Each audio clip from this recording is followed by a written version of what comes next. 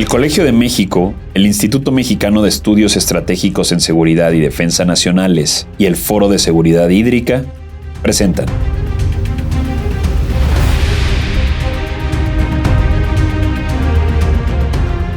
Gota Mexicana, historias, relatos y soluciones.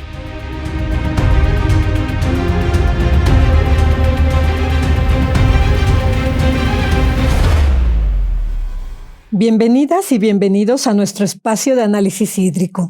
Soy Judith Domínguez, profesora investigadora en el Colegio de México, y hoy ascendemos del nivel local y nacional para abordar la dimensión internacional y geopolítica del agua. Un recurso finito que al compartirse se convierte en un tema de alta diplomacia y gobernanza. ¿Cómo gestiona México sus cuencas transfronterizas? ¿Cuáles son los desafíos y las oportunidades en nuestras fronteras norte y sur?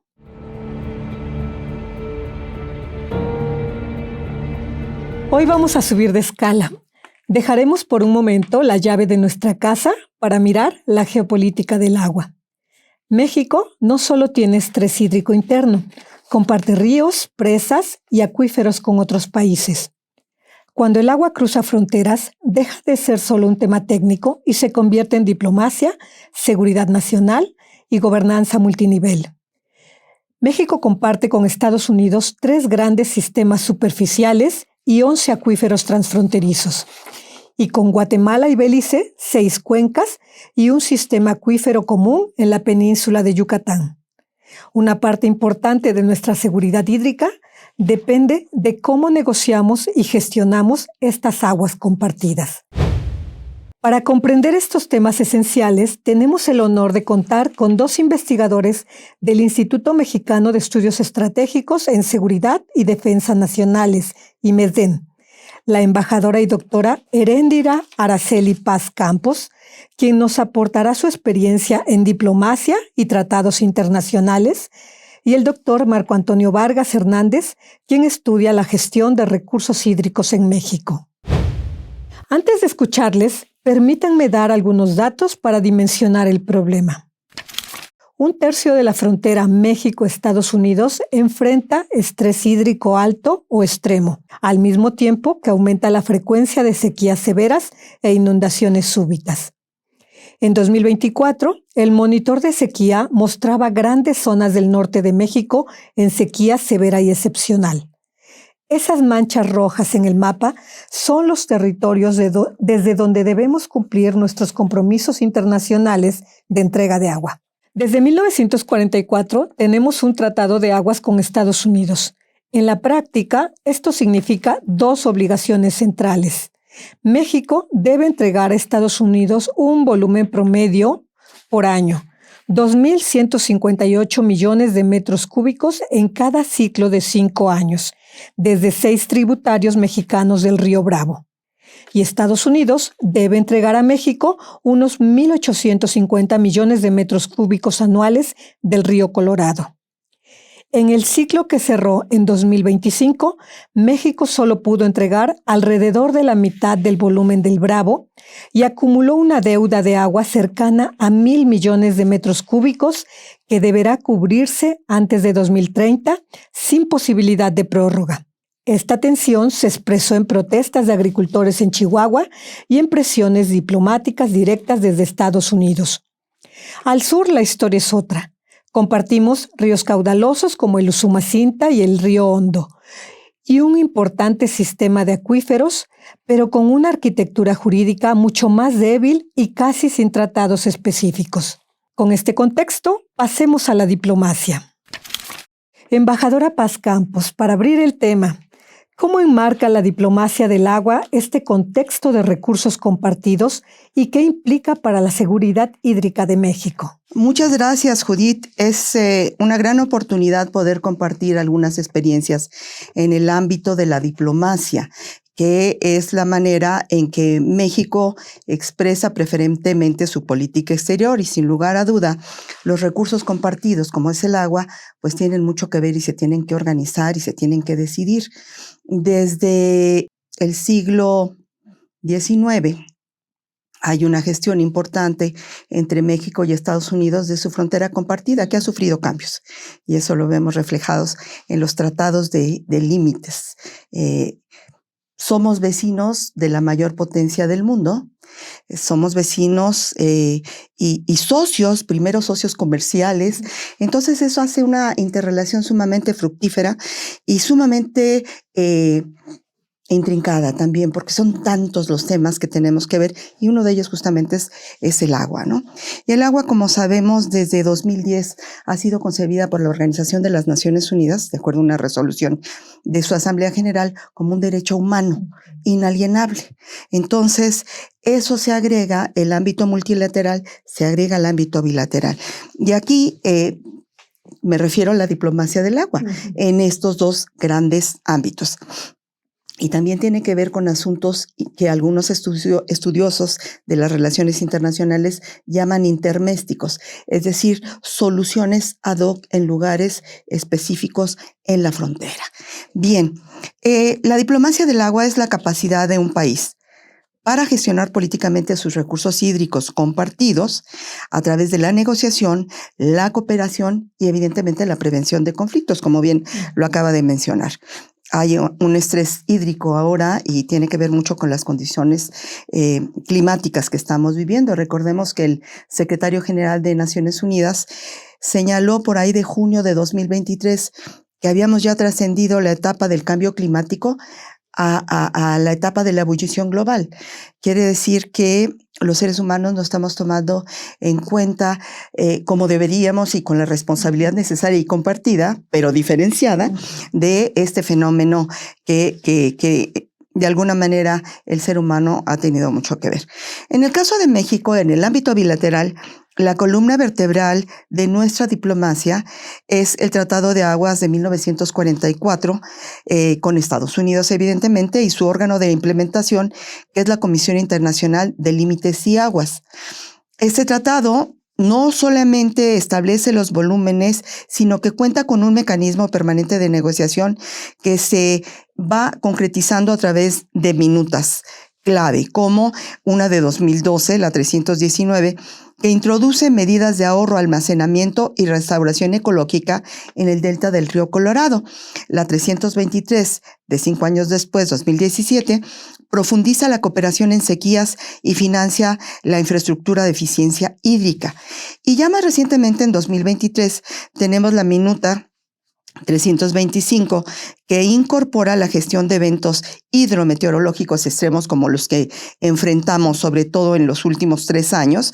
Y lo notable es que a pesar de la mega sequía en el oeste de Estados Unidos y la presión en nuestros estados del norte, el tratado, este instrumento internacional entre 2 estados soberanos, ha evitado que el conflicto escale. Esto tiene un costo. Para cumplir con ese compromiso internacional, con las cláusulas del tratado, México debe hacer gestiones internas que llegan a incidir en sus propios usuarios agrícolas y urbanos, con lo que hemos visto recientemente, las protestas necesarias por la disponibilidad del agua para la supervivencia. La diplomacia es una línea de defensa de la seguridad hídrica, de la seguridad nacional de México. Implica territorio, implica recursos, y en los que tienen que ver muchas áreas de oportunidad interna que hay que atender. Nada más por citar algo muy breve, por ejemplo, el embajador Ronald Johnson, que fue nombrado para ser embajador en México, cuando acudió a su audiencia al Comité del Senado de Relaciones Exteriores del Senado de Estados Unidos, se refirió, entre otros temas prioritarios, por supuesto, al tema del agua. Entonces, es un tema que está en el top de la agenda de la relación bilateral entre México y Estados Unidos. También la secretaria Bárcena viajó el año pasado a Estados Unidos, vino la secretaria de Agricultura y entre otros temas, además del gusano barrenador, por supuesto, trató el tema del agua.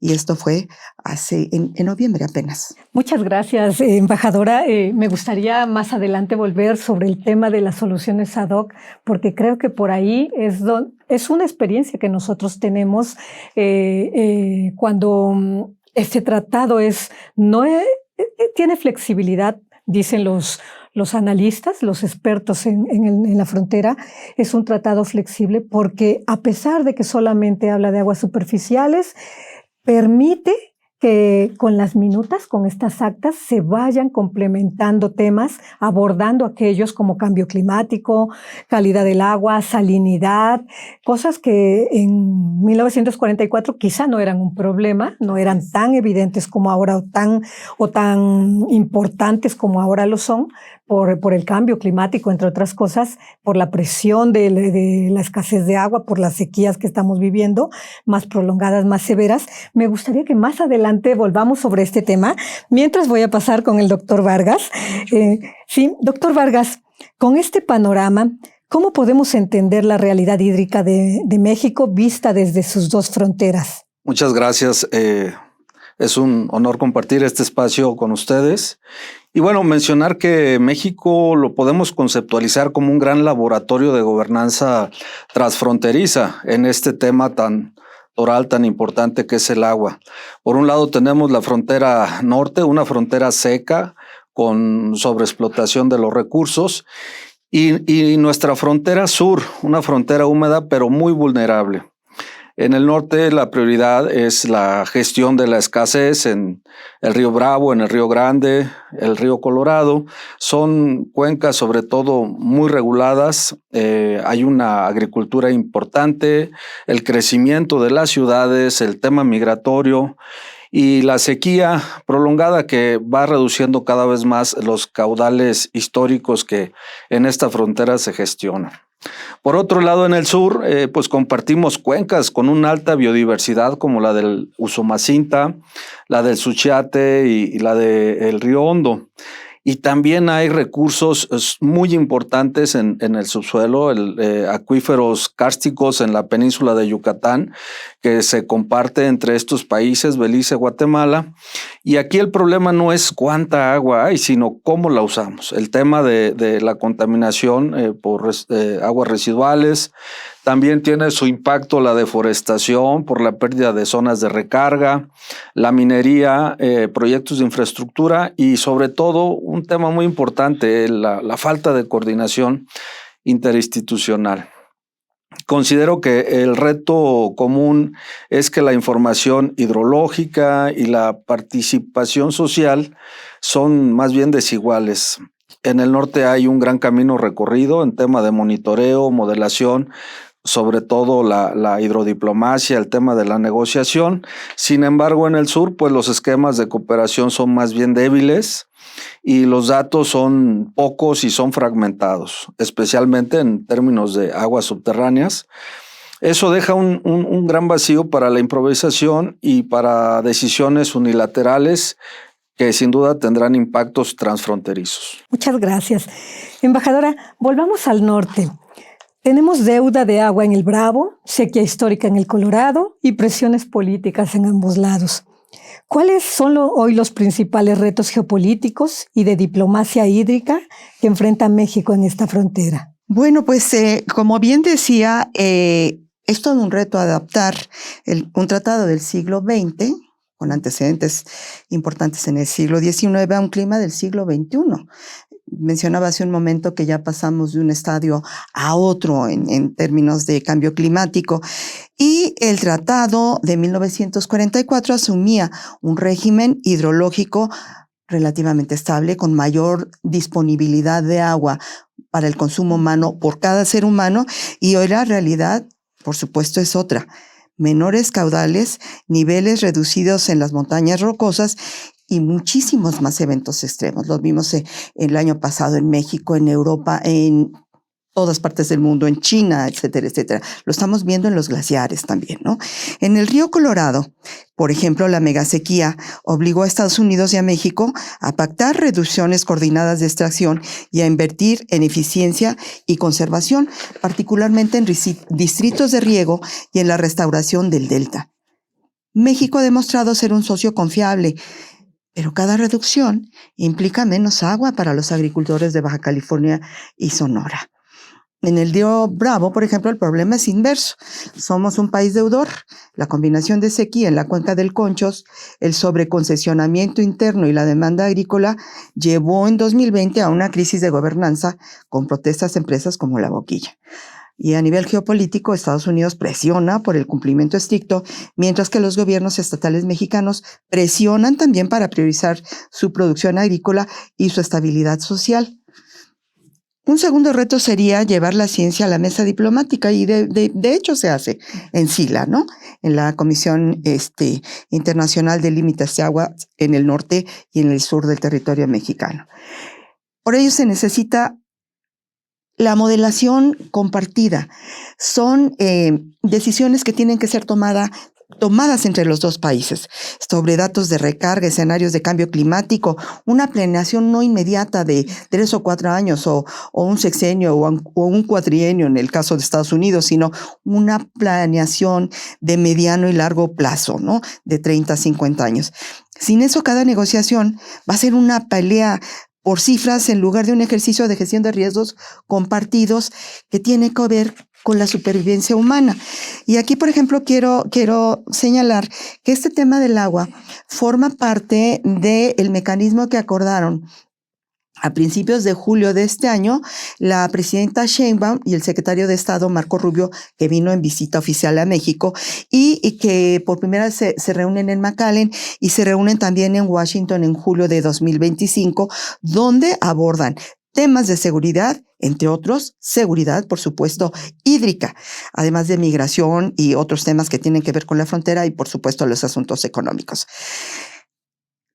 Una agenda que es acordada al más alto nivel entre los responsables de política exterior de cada uno de los países, Marco Rubio y el secretario de la Fuente en el caso de México en ese momento. Doctor Vargas, ahora miremos hacia el sur. ¿Qué caracteriza hoy a la hidrodiplomacia con Guatemala y Belice y qué riesgos se están gestando ahí? Lo primero que me gustaría mencionar es tener en el horizonte el problema del acaparamiento de tierras. Creo que eso es algo que se viene conociendo desde hace algunas décadas. Gobiernos, naciones con una gran capacidad económica que han migrado, han puesto la vista en naciones con recursos hídricos, tierras fértiles, para apalancar pues su soberanía alimentaria. Creo que debemos poner en la agenda este tema en la frontera sur que tiene esos recursos a la mano. También pensar en que la frontera sur vive una paradoja. Hay una gran cantidad de agua, pero falta mucha gobernanza. Ahí compartimos al menos 6 cuencas con Guatemala y Belice, entre ellas el Usumacinta y el Hondo, y que marca gran parte de la frontera con Belice. También este importante sistema acuífero transfronterizo relevante en la península de Yucatán, que a diferencia de la otra frontera, de la frontera norte, pues acá en esa frontera, en la frontera sur, no existe un tratado integral de aguas. La cooperación se ha venido dando más que nada por acuerdos parciales y proyectos específicos. Y en este sentido, pues los riesgos son varios. El tema de la contaminación, que no ha sido regulada cabalmente. Las inundaciones cada vez más intensas, obviamente asociadas al cambio climático y el cambio de uso de suelo en el sur-sureste de nuestra frontera. Los proyectos de infraestructura y energía que pueden alterar sin duda los caudales ecológicos y afectar sitios de alta diversidad. Y un punto muy delicado, la región también forma parte del corredor de cambio climático mesoamericano, donde ya se está dando la combinación estrés hídrico, degradación ambiental y los procesos migratorios. En términos diplomáticos, el sur demanda una agenda de cooperación distinta, menos centrada en repartos volumétricos y más en el tema de la calidad del agua. Protección de ecosistemas, gestión de riesgos y construcción de capacidades institucionales en los 3 países.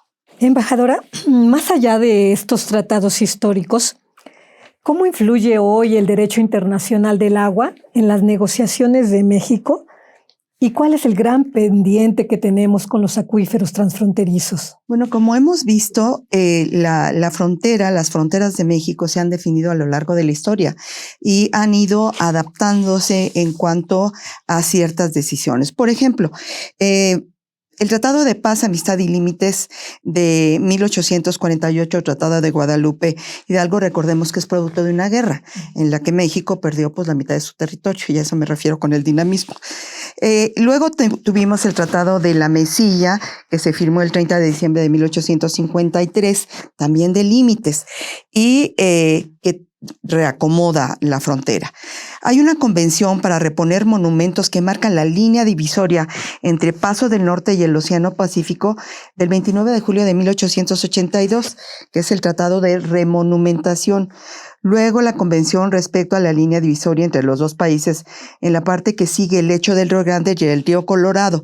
Y luego este fue derogado por el Tratado de Límites de 1970. La primera convención a la que me refiero es del 12 de noviembre de 1884. Posteriormente, 5 años después, tuvimos la Convención para el Establecimiento de una Comisión Internacional de Límites. Es la mamá de la SILA, ¿no? Que decidió las cuestiones que se suscitaban en el cauce de los ríos Bravo del Norte y Colorado. Y este es de marzo de 89.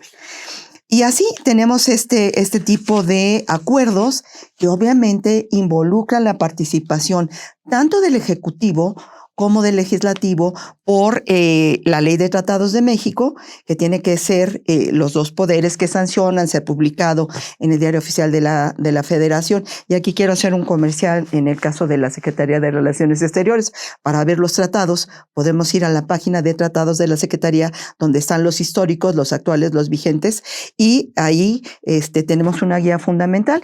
Si escriben ustedes en la web, por ejemplo, tratados.sr, automáticamente les sale ese valiosísimo instrumento de investigación. Bueno, entre Estados Unidos mexicanos y Estados Unidos de América se firmó una solución para el problema del chamizal y lo acordaron los presidentes López Mateos y Kennedy el 29 de agosto de 1963. Luego tenemos el Tratado de Límites para resolver las diferencias fronterizas pendientes y para mantener a los ríos Bravo y Colorado como frontera internacional entre ambos países. Este es al que me refería, de 1970. Entonces, nos guiamos por el derecho internacional, sobre todo a nivel bilateral con cualquier país, pero a nivel multilateral también. Por eso somos tan proclives a actuar en el ámbito multilateral, al que me referiré en una próxima intervención. Gracias. Doctor Vargas, si la diplomacia logra buenos acuerdos, pero la gestión interna falla, el conflicto se desplaza entonces hacia adentro. ¿Qué mecanismos se necesitan para que lo negociado afuera se traduzca en justicia hídrica dentro del país? Considero que deberíamos de contextualizar al revés, ¿no? Primero el saneamiento, el fortalecimiento interno para que esto se refleje al exterior. Y en este sentido mencionaría 3 puntos. Uno, la gobernanza de Cuenca, que se debe alinear con la diplomacia entre estos países. Las comisiones de Cuenca, los usuarios agrícolas, las ciudades transfronterizas y los pueblos deben tener canales formales para que su voz llegue a las negociaciones. Si un tratado decide un volumen o un programa de conservación, sin duda los impactos se sentirán en esos territorios. El otro punto es la información pública y simétrica. Hoy contamos con datos de caudales, recargas, extracciones y calidad del agua que siguen siendo fragmentados. Considero que la diplomacia del agua del futuro requerirá plataformas binacionales con datos abiertos, con monitoreo en tiempo real y participación también del sector académico, sin duda, de los centros de investigación y también un punto muy importante de la sociedad civil. El tercer punto sería la coherencia entre política hídrica y política energética, agropecuaria y todos estos elementos que se concatenan sin duda con el agua y que tienen que ver con el desarrollo y la seguridad binacional. en la frontera norte, pero también tenemos que migrar el foco hacia la frontera sur. De poco sirve firmar un acta para ahorrar agua si las políticas internas siguen subsidiando cultivos hiperintensivos en zonas áridas o proyectos que consumen más agua de las que las cuencas pueden soportar. Y creo que esto ha ocurrido, es un elemento latente, sobre todo en nuestra frontera norte. Y ahí es muy importante el sector académico con el apoyo y el fortalecimiento de la hidrodiplomacia. En síntesis, pues no hay una buena diplomacia externa sin una buena gobernanza interna. Lo que hemos escuchado hoy muestra que la gestión del agua compartida es mucho más que un problema técnico. Es un ejercicio continuo de diplomacia, ciencia y justicia. Al norte la pregunta es si seremos capaces de renegociar y adaptar el tratado de 1944 sin romper la cooperación. Un paso atrás, ¿nos conviene renegociar el tratado? ¿Estamos en posibilidad de hacerlo en estos momentos políticos? Al sur, sí podremos construir casi desde cero una hidrodiplomacia mesoamericana que proteja ríos y acuíferos antes de que los conflictos estallen. Aunque la cooperación se está dando sin tratado sobre los acuíferos transfronterizos, lo que no conseguimos con Estados Unidos. Y en ambas fronteras, el reto es si tendremos la fortaleza institucional y la transparencia necesarias para que los acuerdos internacionales no se traduzcan en nuevas desigualdades internas. Para cerrar, les pediría una reflexión breve. Embajadora Heréndira, ¿qué nos podría usted comentar como cierre final? En realidad, el tema del agua tiene, considerándose entre estados-nación, entre comunidades distintas, pues casi tanto tiempo como tiene la humanidad. Hay un estudio del Programa de Naciones Unidas para el Medio Ambiente en conjunto con la Universidad Estatal de Oregon, este es de 2002, que señala que desde el año 805 después de Cristo se han elaborado más de 3.600 tratados internacionales sobre el agua. Por cierto, estamos en el Decenio Internacional Agua para el Desarrollo Sostenible, que comprende del año 2018 a 2028. Tenemos en los Objetivos de Desarrollo Sostenible, el objetivo 6 está dedicado al agua, y tenemos nosotros un programa nacional muy importante sobre el agua que toma en cuenta todo esto. Como una reflexión final, y dado que son recursos que no respetan fronteras políticas establecidas por seres humanos, ¿no? Son recursos naturales, es importante señalar que cuando hay estos intereses compartidos, lo obligado es el trabajo conjunto entre las diferentes naciones, comunidades que se vean beneficiadas por estos recursos compartidos. Y aquí hablamos también de responsabilidades compartidas. En Naciones Unidas desde 1992 se habla de responsabilidades compartidas pero diferenciadas. No es lo mismo que tú contamines más que yo porque tus industrias son más grandes que las mías o más contaminantes, pero el interés es mutuo, ¿no? Entonces, el trabajo conjunto a través de estos mecanismos, en el caso de México y Estados Unidos, binacionales, como la SILA y como las reuniones al más alto nivel que abordan los temas prioritarios, son fundamentales. ¿Qué genera el trabajo conjunto entre los seres humanos, en cualquier grupo humano? Pues va generando conocimiento mutuo y confianza. Creo que la confianza es la base para llegar a acuerdos, porque entonces compartes tus preocupaciones, yo te comparto las mías y compartimos también los intereses comunes. Entonces, la prioridad es mantener abiertos los canales de diálogo, en este caso reforzar la estructura institucional que ya tenemos, que es la Comisión Internacional de Límites y Aguas, por supuesto invertir en ciencia binacional, vuelvo a insistir, al trabajo conjunto, y llevar a los acuíferos al centro de la agenda. Y esa en el centro de la agenda. Y acordemos, por ejemplo, que puede haber estilos de negociación. Yo te amenazo con aranceles por el agua o por lo que quiera, ¿no?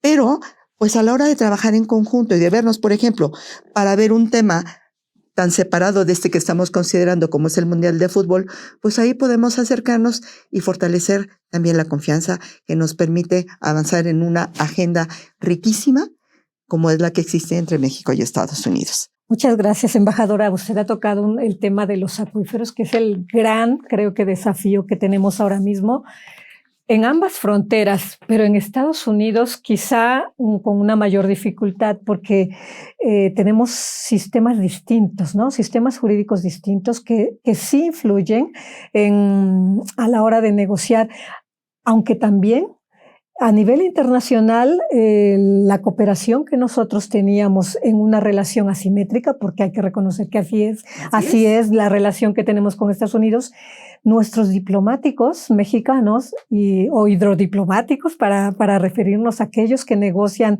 tanto técnicos como diplomáticos de carrera el tema del agua, lo habían hecho muy bien desde la firma del tratado hasta donde estamos ahora. Pero en estos momentos parece que no tenemos las condiciones. Señala usted algo fundamental. Y los conocimientos y la experiencia en el ámbito de la negociación son absolutamente necesarios, porque si no, cuando llegamos sin conocimientos, todo nos sorprende, todo nos parece nuevo y queremos inventar cosas. Y no es así. Hay historia y hay que conocer la historia. Y por ejemplo, en el caso, la promoción de la Cancillería, contamos con el acervo histórico diplomático. Quien quiera consultar desde el texto de los tratados de las convenciones internacionales hasta el curso de las negociaciones lo puede hacer, pero quien lo ha hecho pues tiene mayor dominio del escenario, digamos, si hablamos en términos de actuación real, ¿no?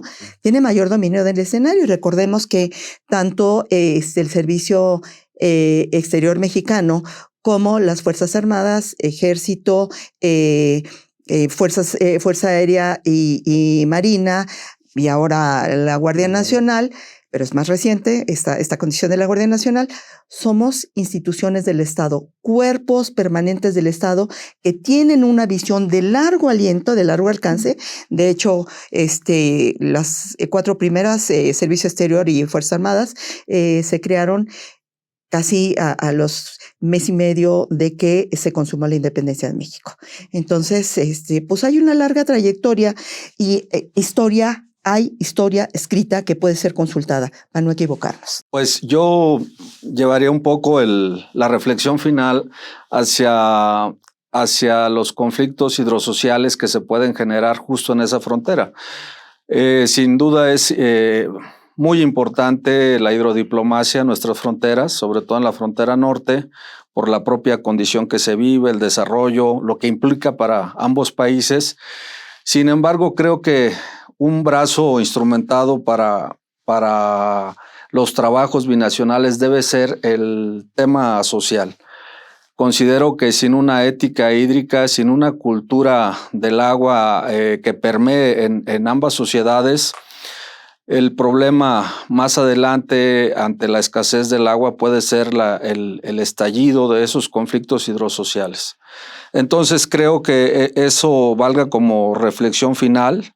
No podemos defender en la mesa internacional lo que estamos deteriorando en casa, y creo que ese mensaje debe ser para ambas naciones. Debe permear esa condición de cuidado y de valorar el recurso hídrico en todas sus esferas. A nivel interno, entonces, podríamos también considerar que un problema es de gobernanza, ¿no? De instituciones fuertes que deberíamos fortalecer. Creo que las reformas que recientemente se aprobaron en materia legislativa van en ese sentido, fortalecer la Rectoría del Estado, que creo que nos hace bastante falta a nivel interno. Pero el tema de gobernanza al que te referías, al que se refería el doctor Vargas, si no se aborda adecuadamente, si lo abandonamos, nos da lugar a esos conflictos sociales que tú mencionas y que estamos viendo son bastante trascendentes, o pueden serlo. Claro, sin duda, creo que históricamente el sector industrial se ha posicionado en la frontera norte. Creo que en su momento, y todavía siguen siendo las condiciones idóneas para el sector industrial y el comercio que se comparte con Estados Unidos. Sin embargo, bueno, pues los recursos hídricos son limitados, y en ese sentido, estas regiones, estas áreas de manufactura necesitan de un recurso vasto, sobre todo para el sector social. Creo que ese puede ser un detonante. Eso es donde hay que poner el semáforo, independientemente de la calidad industrial, de la condición industrial. Sin duda creo que el semáforo, el tener en cuenta en qué momento pasamos al amarillo, debe ir hacia la observancia de un modelo de gobernanza que privilegie el uso de los recursos hídricos para la población. Sí, efectivamente. Creo que el tema de gobernanza es uno de los grandes desafíos en materia hídrica y en materia ambiental en el país. Embajadora, ¿qué podría usted comentarnos en términos de gobernanza? Gracias. Coincido totalmente con lo que acaba de decir el doctor Marco Antonio Vargas. Y aquí quisiera llamar la atención sobre este programa institucional del Instituto Mexicano de Tecnología del Agua, que comprende el periodo 2025-2030 y que puede ser consultado por medios electrónicos.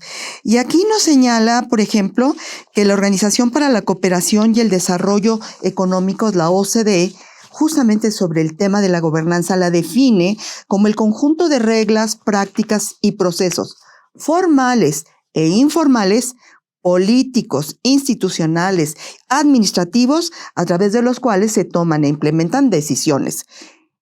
Es este sentido, estoy citando textual, que la gobernanza del agua hace referencia a los sistemas, procesos e instituciones que regulan la toma de decisiones y la gestión de forma sostenible. Supone la participación activa de una diversidad de actores públicos, privados, sociales y comunitarios, y busca asegurar que el agua sea accesible, equitativa y utilizada de manera responsable, tanto para las generaciones presentes como futuras. Recientemente, la gobernanza del agua se ha conceptualizado como un sistema dinámico de procesos políticos, institucionales, sociales y ecológicos, mediante los cuales se toman decisiones, se gestionan conflictos, justamente, y se construyen soluciones colectivas con base en la equidad, la transparencia y la sostenibilidad. Estimo que hacernos cargo de este programa institucional nos dará muchísimas luces también, porque parte de las necesidades que México identifica y, por cierto, tiene un capítulo dedicado a la cooperación internacional en esta materia. Muchas gracias, embajadora. Sí, el tema de participación, transparencia, creo que es una demanda de hace años en la frontera norte. Tenemos una SILA muy profesional, muy profesionalizada, que es un referente a nivel internacional, pero parece que está siendo, no quiero decir sobrepasada, quizá esa no sería la palabra correcta, porque funciona muy bien, pero el desafío, o al menos desde la mirada de las organizaciones sociales o inclusive de la academia, poco participativa. No hay espacios. La gestión ha sido buena, pero ha sido institucional. No ha habido espacios para incorporar otros puntos de vista. Creo que ese es un gran desafío junto al que ya mencionábamos, que aborden el tema del agua subterránea. Ese es muy difícil. Los acuíferos transfronterizos que compartimos, porque ahí hay una gran reserva, los estamos sobreexplotando, pero no está sobre la mesa el tema de los acuíferos subterráneos por razones diversas. No vamos a entrar ahora en ellas.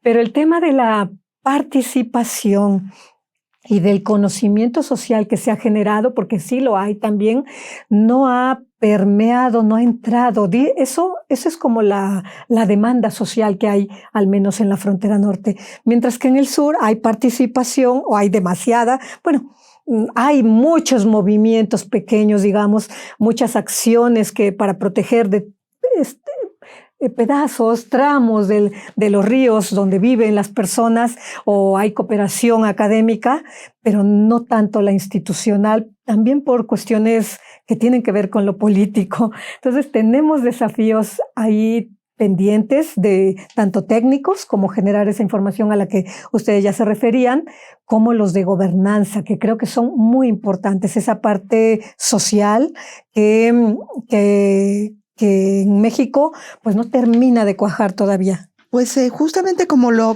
señala, Creo que por eso es importante tomar en cuenta este programa que integra evidentemente funcionarios y científicos con conocimientos muy específicos, ¿no?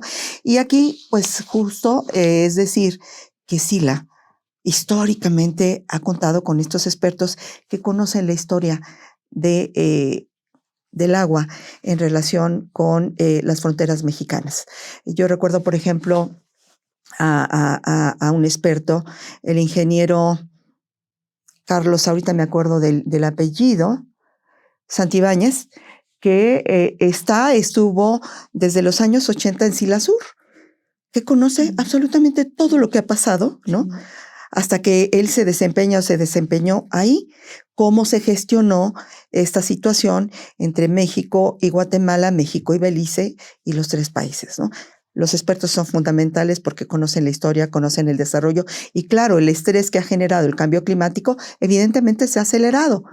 Entonces, los tomadores de decisiones deben conocer el producto de las personas que han tenido bajo su responsabilidad estas áreas de mucho cuidado, de mucha delicadeza, tanto para la supervivencia de los seres vivos como para los acuerdos diplomáticos y políticos, para la supervivencia de las mejores relaciones entre los países. Pues muchísimas gracias. Ha sido un tema muy interesante sobre el cual pudiéramos seguir hablando. Quizá podemos grabar otro episodio donde abordemos la participación social, cómo meterla, cómo institucionalizar esa participación en temas que también les afectan, ¿no? Porque si estamos hablando de cuencas donde sale el agua, como puede ser la de Chihuahua, y no están sentados en la mesa, porque es una negociación internacional que corresponde a los países y a las instituciones designadas, pero en estos momentos de cambio climático que estamos viviendo, pues parece que el esquema tiene que avanzar hacia lo que ustedes mencionaban al inicio, una gobernanza multinivel, con más actores en la mesa. Desde las comunidades hasta los estados. Así es. Que vayan tomando en cuenta verticalmente cómo permean estas posiciones. Claro, yo creo que ahí un término que valdría incorporar es el término de seguridad humana, ¿no? Ahora que en los estudios estratégicos se está empleando mucho, en la frontera norte creo que la seguridad humana es elemento a vigilar, a darle preponderancia, ¿no? Obviamente que si un individuo desde el hogar está sufriendo de inseguridad hídrica, va a afectar a su contexto familiar, social, laboral. ¿Y esto con qué otros elementos se concatena, no? Y por otro lado, creo que en la frontera sur debemos darle una visión. Creo que ahí hay una gran reserva, una condición estratégica en el cuidado de los recursos hídricos. Si bien son abundantes, también tienen riesgos y también es una zona con prevalencia de inundaciones y es tan grave la sequía como la inundación por todos los impactos que tiene, y ese es el otro escenario de la seguridad humana. Justamente por eso en mi intervención previa refería que nuestro país es un gran laboratorio de gobernanza, ¿no? Cómo entender, por un lado, la frontera seca con toda esta configuración ante la escasez y la frontera sur con una reconfiguración ante la abundancia, en donde permea un abandono institucional, una condición de no acuerdos entre países, que creo que es el momento histórico pertinente para que, tomando esa gran experiencia que tenemos en la frontera sur, empecemos a buscar pues los acuerdos y las formas de entendimiento con Belice y con Guatemala para nuestros recursos hídricos en la frontera sur.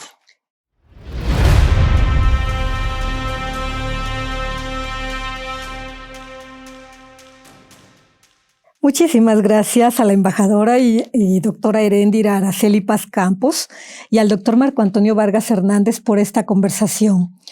Queda claro que el agua no reconoce fronteras, que es mejor la cooperación que el conflicto y que la seguridad hídrica de México depende tanto de cómo negociamos con nuestros vecinos, cómo garantizamos agua para nuestros ciudadanos y para los usuarios, y de cómo cuidamos nuestras cuencas internamente. Gracias por escuchar Gota Mexicana. Nos encontramos en el próximo episodio para seguir pensando juntos la seguridad hídrica del país. Hasta la próxima. Esta fue una producción de la Coordinación de Educación Digital del Colegio de México.